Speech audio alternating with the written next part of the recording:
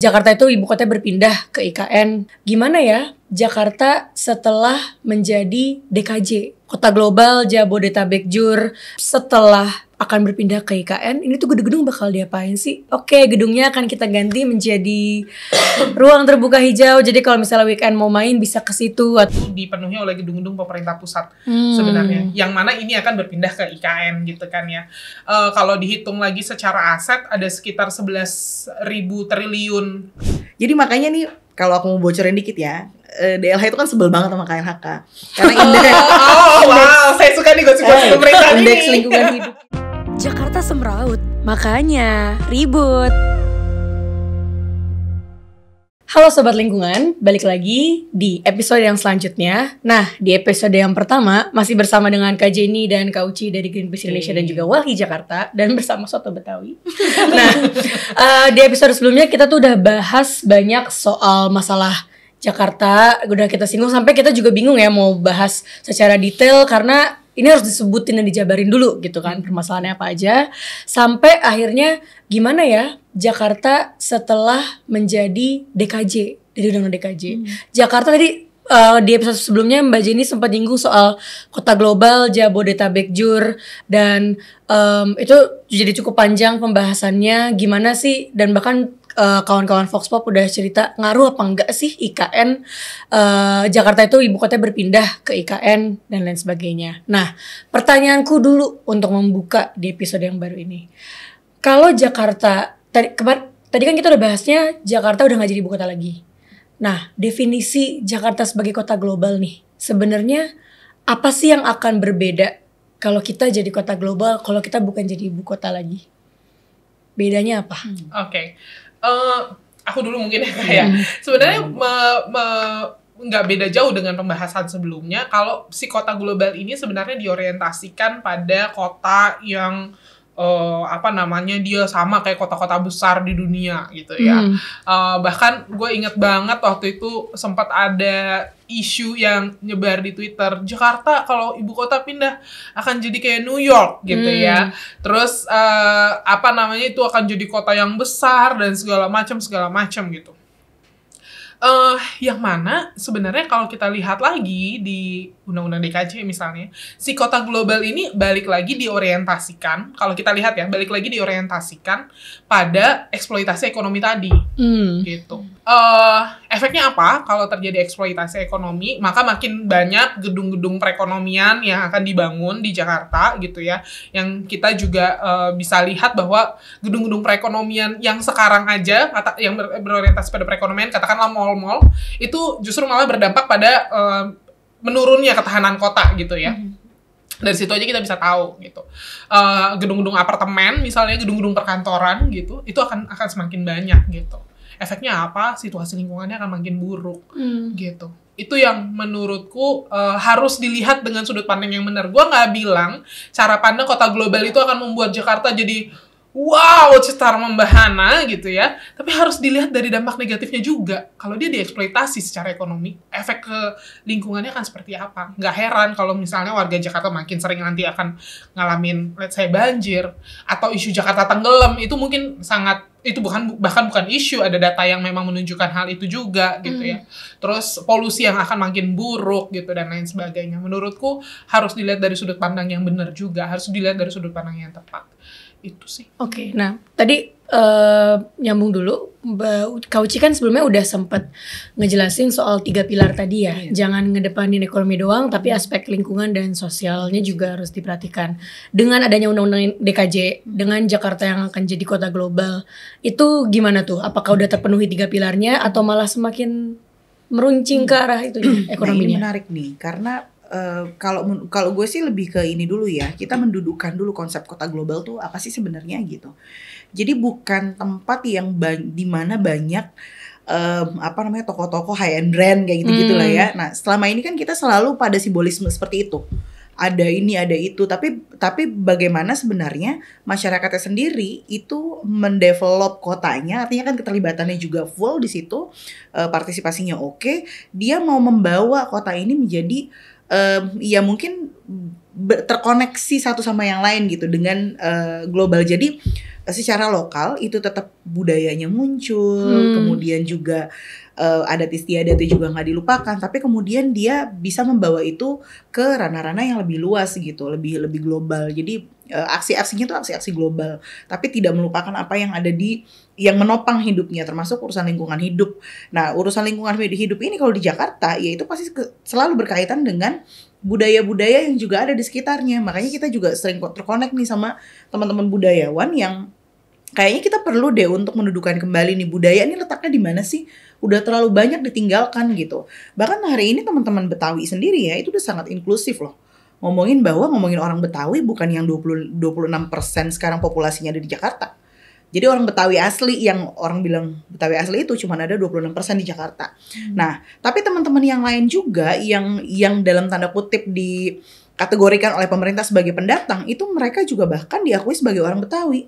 Supaya terikat emosionalnya gitu dengan Betawi secara kultur, secara kehidupannya begitu, topangan sosialnya itu juga terbawa sampai ke sana. Nah, tapi kita tuh ternyata terpisah daripada itu. Dari apa yang sebenarnya dikonsepkan, konsepnya si kota global itu. Kita selalu dibawa ke arah simbolisme-simbolisme yang pada akhirnya juga berefek pada pembangunan infrastruktur ekonomi yang jauh lebih besar. Karena tadi ya simbolisme-simbolisme itu munculnya tuh memang karena infrastruktur, high-end brand apa yang ada di kota itu, kemudian apa yang bisa barang yang masuk, barang yang keluar, sirkulasi yang sifatnya sangat ekonomi gitu. Nah, tapi sementara yang lainnya tuh ditinggalkan. Jadi menurutku kalau misalnya mau bicara kota global, kita bukan tidak setuju, tapi hari ini paradigmanya keliru gitu. Jadi kalau misalnya mau dikonsepkan kota global ya kita dudukan dulu apa sih sebenarnya konsepnya gitu. Jangan kemudian justru apa yang menjadi sosial kapital di dalam kota tersebut itu dihilangkan, kemudian kita tarik sebanyak-banyaknya dari luar untuk masuk ke yang menjadi simbol-simbol tadi untuk kemajuan sebuah kota, apalagi menggunakan nama-nama semacam kota global gitu. Jadi menariknya karena aku mau ngomongnya jualan dengan kata kota global itu kan seolah-olah jadi keren banget ya. Wah, kita jadi Jakarta yang keren banget nih. Tapi pertanyaannya yang terkoneksi itu apanya? Makanya tadi secara budaya kita akan menggabungkan nggak dengan menggabung atau berbaur atau saling menghidupkan kembali budaya dari Jakarta dengan kota-kota lainnya. Tapi kan itu juga nggak kelihatan ya sebenarnya arah kota globalnya itu apa. Dan kalau baik di dalam undang-undang DKJ atau misalnya di diskursus yang sekarang lagi hidup tuh, tapi arah kota global ini fokusnya lebih ke arah perekonomian, pembangunan. Aku sih ngelihatnya memang kecenderungan tren ya, melihat tren termasuk undang-undang DKJ. Semenjak undang-undang Cipta Kerja itu kan sangat tersentral tuh. Bahkan daerah tuh kayak kewenangannya tuh terbatas untuk bisa menentukan apakah kawasan strategis nasional dan sebagainya itu yang harus disinkronkan lah dengan tata ruang di daerah. Jadi bukan yang memang dia secara kebutuhan itu berangkat dari daerah masing-masing. Itu sangat tersentral. Dan akhirnya itu banyak diadopsi ini sama undang-undang, termasuk undang-undang DKJ. Jadi kalau mau lihat undang-undang DKJ itu kayak ya udah dia sangat punya koneksi yang kuat dengan undang-undang Cipta Kerja yang pengelolaannya sangat tersentral gitu. Dan juga undang-undang IKN terkoneksi kuat juga nggak undang-undang DKJ? Iya, karena kan undang-undang DKJ ini sebenarnya mandat dari undang-undang IKN itu. Jadi memang sangat yang mau diundang itu kan investasi gitu. Karena hidup kita hari ini tuh kayak nggak bisa hidup tanpa investasi besar-besaran gitu. Jadi sebenarnya ini juga jadi reminder ya ke teman-teman yang nonton video ini kayak oke, kita nggak boleh jangan sampai terbuai dengan kata kota globalnya. Kita perlu questioning ini sebenarnya kota global tuh apa, arahnya kemana. Bolehlah keren, tapi apakah keren itu kebutuhan warga gitu kan? Sebenarnya itu karena ya jangan sampai nanti perhatiannya terpusat di hal apa, tapi ternyata masih banyak tadi kalau Kak Jenny sempat singgung kelompok-kelompok rentan ya makin ditinggal gitu dengan fokus yang makin ke arah ekonomi dan pembangunan. Nah tadi Kak Jen tuh sempat mention ya soal kota global akan arah ke ekonomi. Sekarang kan kalau kita lihat gedung, kayaknya gedung tuh ada banyak, bukan gedung sedikit ya, banyak banget sepanjang jalan. Kita mau lewat jalan apapun, gedung tuh udah pasti kelihatan gitu, ada banyak. Nah sebagai warga Jakarta gitu ya, aku punya rasa penasaran gitu loh, kayak ini gedung-gedung baik gedung ada pemerintahan, kan banyak ya gedung-gedung plat merah nih di Jakarta, karena lagi-lagi kita ibu kota gitu tadinya. Itu setelah akan berpindah ke IKN, ini tuh gedung-gedung bakal diapain sih? Kira-kira memungkinkan nggak kita melakukan reimajinasi? Oke, gedungnya akan kita ganti menjadi ruang terbuka hijau. Jadi kalau misalnya weekend mau main bisa ke situ, atau diubah jadi apapun itulah. Itu ada nggak sih temuan atau diskusi yang lagi berkembang? Gedungnya mau diapain ya sebenarnya? Oke, kalau di Jakarta sendiri data menunjukkan sebenarnya ada sekitar 19% wilayah Jakarta itu dipenuhi oleh gedung-gedung pemerintah pusat sebenarnya. Yang mana ini akan berpindah ke IKN gitu kan ya. Kalau dihitung lagi secara aset ada sekitar 11.000 triliun rupiah gitu ya nilai aset pemerintah pusat yang ada di DKI Jakarta hari ini gitu. 11.000 triliun.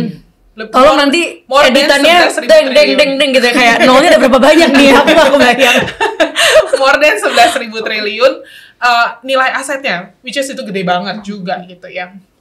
Yang ada di DKI Jakarta. Kalau itu semua katakanlah dihancurkan gitu, maka kita akan langsung kehilangan 11.000 triliun begitu saja, hangus gitu ya. Tapi kalau ngomongin rencana pemerintah pusat gitu ya, bagaimana nih bangunan-bangunan ini nantinya akan dikelola? Sampai sekarang tidak ada satupun data atau statement publik yang menunjukkan ini mau dikelola jadi apa, gitu. Jadi adalah statement publik dari beberapa pejabat misalnya yang bilang, oh ini nanti akan disewakan sementara waktu, terus nanti akan dialihfungsikan dan segala macam sementara waktu. Di representative office misalnya. Yes, betul gitu. Yang mana sebenarnya kalau dilihat tadi ngaruh nggak sebenarnya secara pemerintahan? Jadi nggak ngaruh ya, Wak. Lu pindah ke sana, lu tetap punya representative office di sini gitu. Dan jadi bener tadi kata teman-teman di Vox Pop tadi gitu. Ini kira-kira gimana sih pemerintahnya di sono, ekonominya di sini, warganya di sini gitu dan segala macam. Anyway, dari situ balik lagi nggak ada rencana yang clear dan statement publik yang clear. Ini rencananya mau digimanain? Tapi sejarah mencatat. Sejarah mencatat hal-hal yang kayak gini nih, mau itu ya rumah negara deh yang udah nggak kepake lagi gitu ya, terus kemudian gedung pemerintahan yang nggak kepake lagi. Sejarah mencatat itu nggak pernah benar-benar dipakai untuk kepentingan warga. Katakan tadi imajinasinya adalah ruang terbuka hijau gitu ya. Yang saat ini di Jakarta masih 5,2% gitu ya. Yang harusnya 30%. 20% publik, 10% privat gitu. Tapi itu datanya DLH loh. Datanya KLHK justru lebih tragis. Berapa tuh? 3%. Dan itu penurunannya signifikan dalam 2 tahun. Oh ya? Iya. Jadi makanya nih, kalau aku mau bocorin dikit ya, DLH itu kan sebel banget sama KLHK. Karena wow, saya suka nih gosip-gosip pemerintah ini. Indeks lingkungan hidup kita kan yang dirilis KLHK itu Jakarta paling rendah. Tersinggung dong DLH dong, ya kan? Termasuk juga kerjaan dalam gue nih, gitu. Misalnya monitoring untuk polusi udara kemarin tuh banyak perusahaan-perusahaan yang disegel itu kan sama KLHK, sama Gakumnya. Oh iya gitu. benar. Tapi emang kita nggak pernah kaget sih data dari pemerintah A dengan pemerintah B beda. Tapi itu mengindikasikan betul ada koordinasi yang terputus. Benar. Nggak punya grup WhatsApp-nya tadi kan? Nggak diajak. DLH nggak diajak. Gakum kan selalu gini, lama DLH udah kita aja yang gitu. Terus dari KLHK datanya 3%. 3%. Dari Gakum datanya malah 3%, malah lebih buruk ya sebenarnya gitu.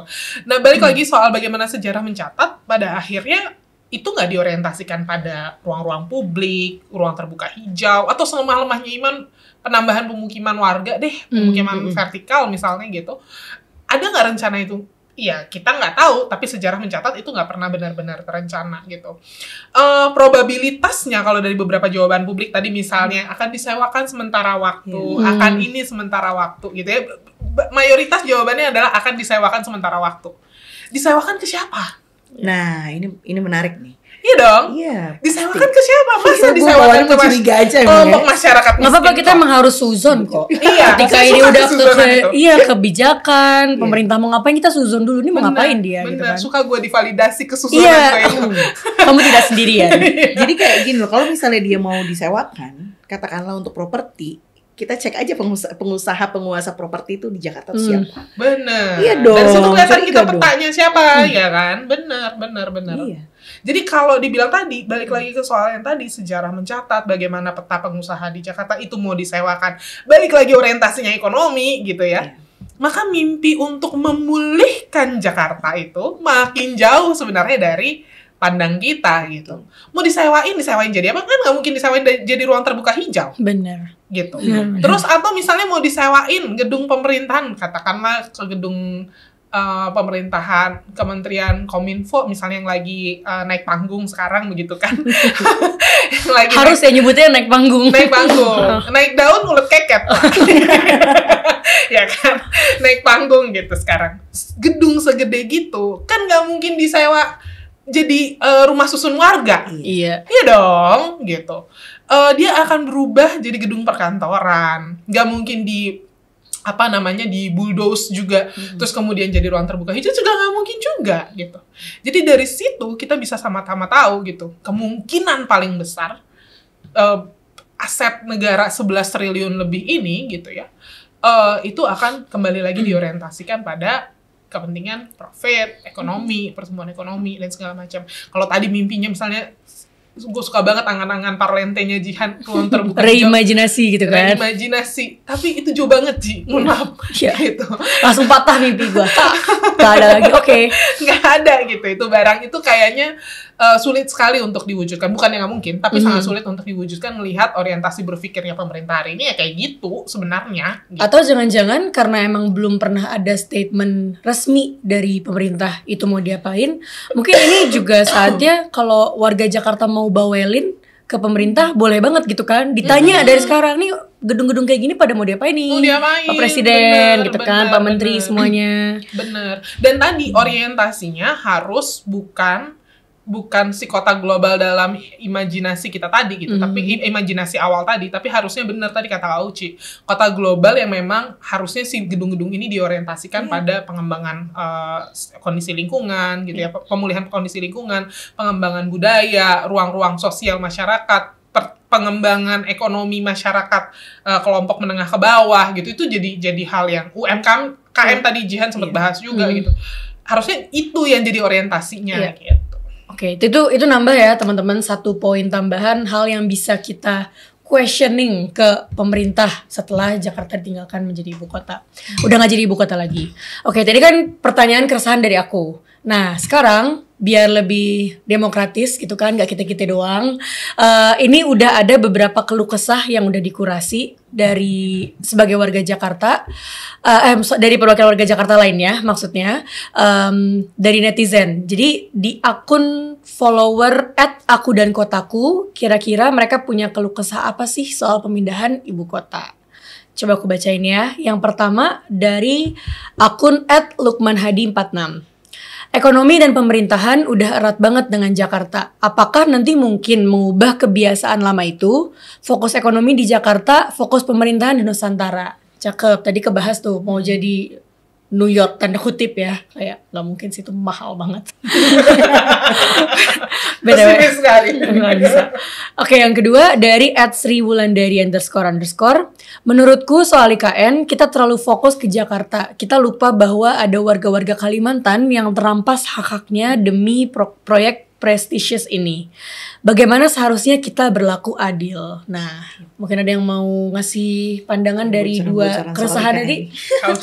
Iya, sebenarnya gini ya, gue tuh merasa ini bermasalah sejak ini tidak diputuskan secara partisipatif, gitu ya. Bahkan gue ngerasa harusnya pindah ibu kota tuh diputuskan bersama, bahkan nih dalam bayangan gue harusnya lewat referendum. Lu ditanya tuh satu-satu, mau nggak kita pindah ibu kota?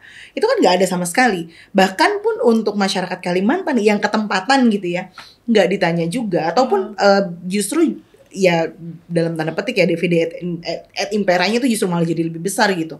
Dan masyarakat yang terdampak hari ini yang masih menolak itu nggak pernah mampu menyuarakan, entah karena alasan memang diredam secara sengaja atau seperti apa, itu nggak pernah muncul. Ya muncul satu-satu tapi habis itu lenyap di publik gitu wacana itu.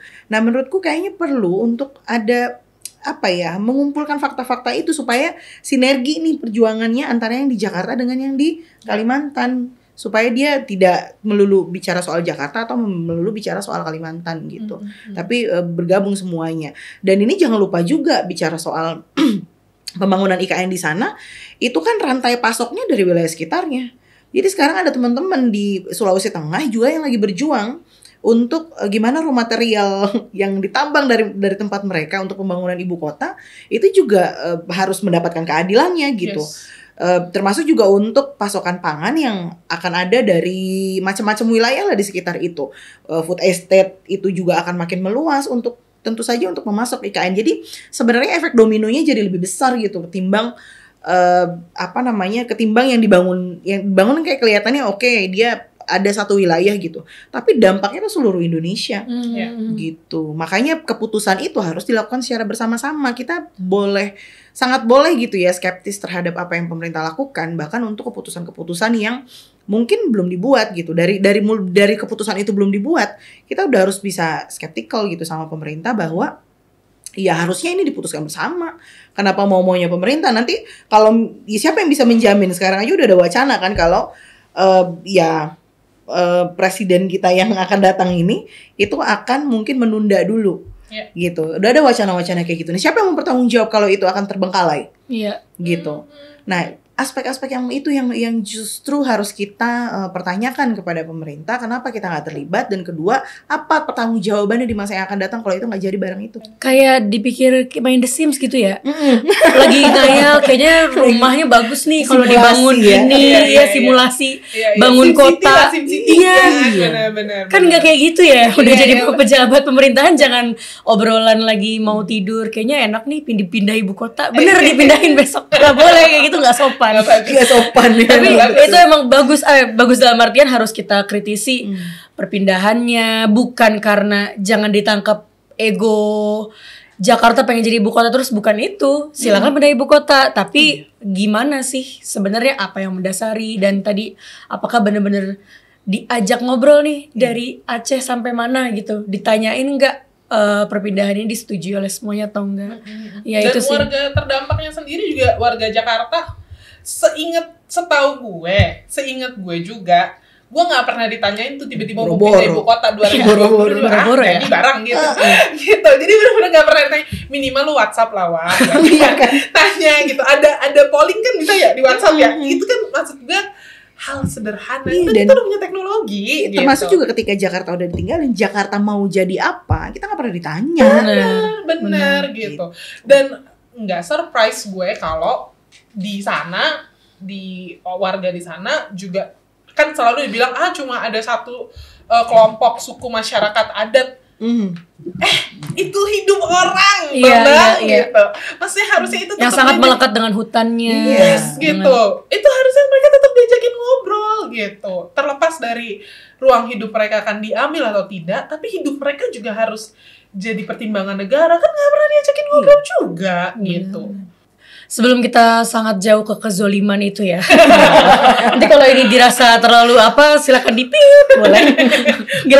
Gue mengatur sampai ke level editor, padahal cuma host. Oke, BTW.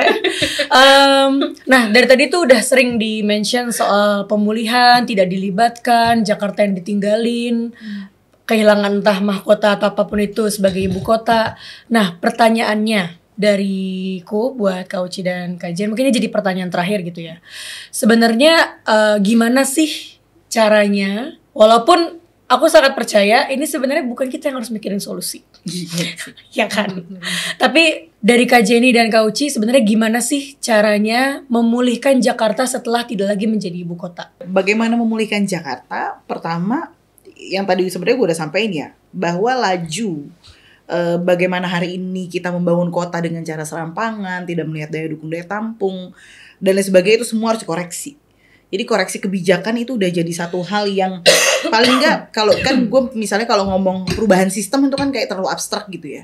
Ya sekarang kita masukin aja gitu bahwa setiap kebijakan yang tujuannya adalah eksploitatif dan ekstraktif itu harus dikoreksi dulu gitu. Jadi kita harus melihat, kan udah ada kajian lingkungan hidup strategis itu dibuat betul-betul menjadi landasan gitu. Kedua adalah partisipasi yang meaningful.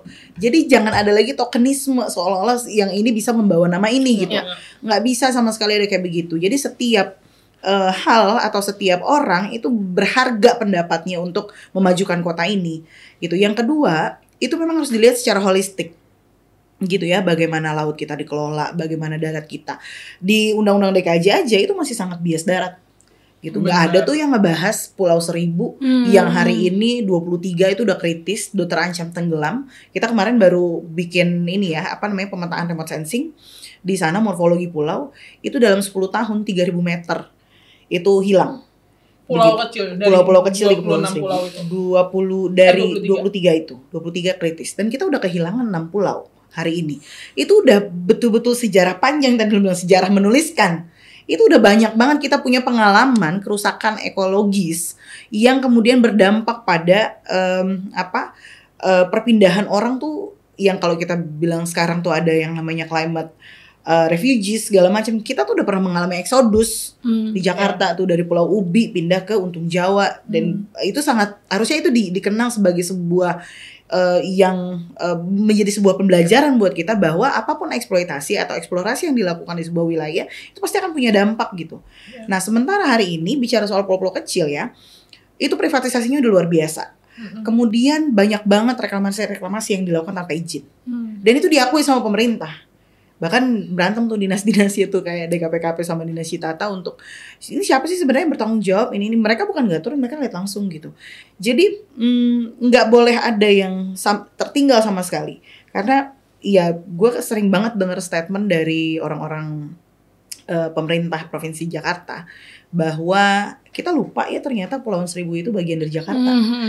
Jadi akhirnya kita bisa membayangkan beginilah cara mereka mengelola, dan akhirnya ya udah mereka pun lupa.